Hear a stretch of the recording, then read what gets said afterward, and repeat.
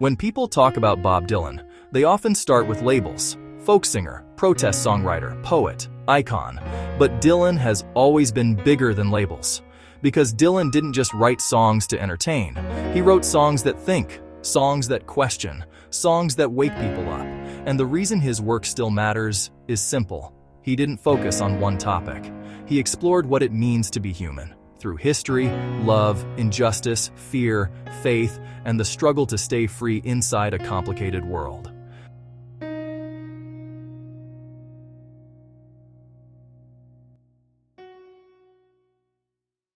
To begin with, Dylan became widely known in a time when people were demanding change. Civil rights, freedom of speech, the end of racial injustice, the end of war. And his early songs captured that moral atmosphere with a rare clarity. A song like Blowin' in the Wind doesn't argue. It asks. It presents questions so plain that they feel almost timeless. Questions about freedom, dignity, and why injustice continues. Then, The Times They Are A-Changin' arrives like an announcement.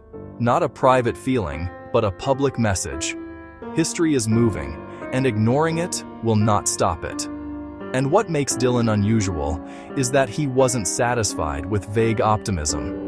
He often pointed directly at the mechanisms behind injustice. How hatred is taught, how power protects itself, how suffering becomes normal when society gets used to it. In songs like Only a Pawn in Their Game or The Lonesome Death of Hattie Carroll, the point isn't only that something terrible happened. The point is that society allows it to happen and then tries to move on.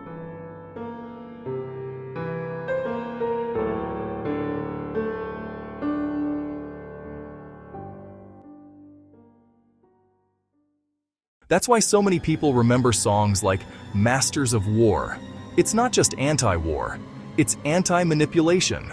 It's about the people who benefit from conflict while others carry the consequences. And Dylan also challenged the way violence is justified, how nations convince themselves that they are always right, always chosen, always innocent. Songs like With God on Our Side point to a hard truth. People can commit terrible acts while believing they are moral. Dylan's work forces a question many of us avoid. How often do we mistake loyalty for goodness? How often do we repeat ideas because they are popular, not because they are true? Now, you mentioned nuclear fear and catastrophe, and Dylan did write during a world that felt like it could end at any moment. But what's interesting is that Dylan's end-of-the-world feeling is often psychological as much as political. Take A Hard Rain's A Gonna Fall. Even without quoting lyrics, you can feel the atmosphere. Warnings, visions, darkness, and a sense that something is deeply wrong. It's the sound of anxiety turning into prophecy. And it's not only about bombs or governments, it's about the fear that truth itself is being poisoned, that people are being misled, and that reality is becoming harder to trust. But here's the part that proves Dylan is more than a protest singer. He wrote about love with equal seriousness. Dylan's love songs are not shallow romance. They often feel like memories, regret, tenderness, distance, like two people trying to understand each other while time pulls them apart. A title like Don't Think Twice, It's All Right already carries a whole emotional world. Acceptance mixed with pain.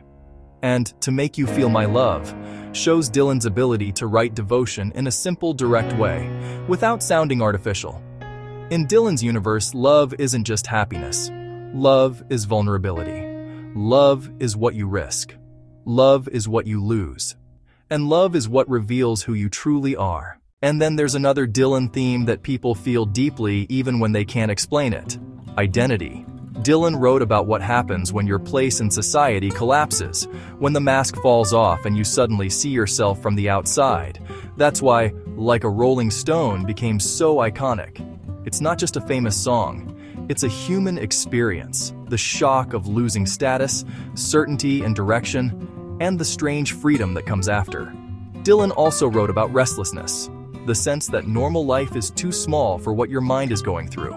Songs like Mr. Tambourine Man represent that longing to escape the ordinary, to step into another mental landscape, where the pressure eases and imagination becomes a kind of rescue.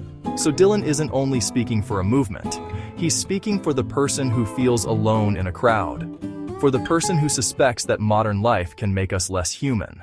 And because Dylan explored the human condition so widely, it was almost inevitable that he would enter spiritual territory too. There is a period in Dylan's career when questions of faith and morality become very direct. A song like "Gotta Serve Somebody" puts a moral idea in simple language. Whether we admit it or not, we all serve something. Maybe it's money, maybe it's pride, maybe it's fear, maybe it's love, maybe it's truth. And even if a listener doesn't share Dylan's beliefs, the theme remains universal. What guides your life when nobody is watching? What do you obey, your conscience or your comfort? Another reason Dylan lasts is that he is also a storyteller. He doesn't only describe emotions, he creates worlds. Songs like "Tangled Up in Blue" feel like a short film or a novel, shifting memories, changing perspectives. The way life looks different when you revisit it later. And Dylan's storytelling often connects the personal to the historical. His work carries American history, folk tradition, blues tradition, and the feeling of a country wrestling with itself. That is why people say Dylan changed songwriting. He expanded what a song could do. He proved that a song can carry philosophy without becoming a lecture. It can carry politics without becoming propaganda. It can carry poetry without losing its emotional punch. So what did Bob Dylan sing about? He sang about civil rights and freedom. He sang about war and the people behind it. He sang about truth and how it can be manipulated. He sang about love, beautiful, imperfect, and human. He sang about identity, loneliness, and the desire to escape. He sang about faith, responsibility, and the search for meaning. And he sang about history, because history lives inside us. Dylan's art is a reminder that being human is not one thing. It's many things at once. We are conscience and desire. We are fear and courage. We are hope and contradiction. And maybe that's the secret of Dylan's legacy. He didn't write songs to decorate life. He wrote songs to name it. If you enjoy videos that explore music, meaning, and what makes us human, consider subscribing and sharing this video. And tell me in the comments, which Bob Dylan song feels like it was written for your life, and why? Let's be human.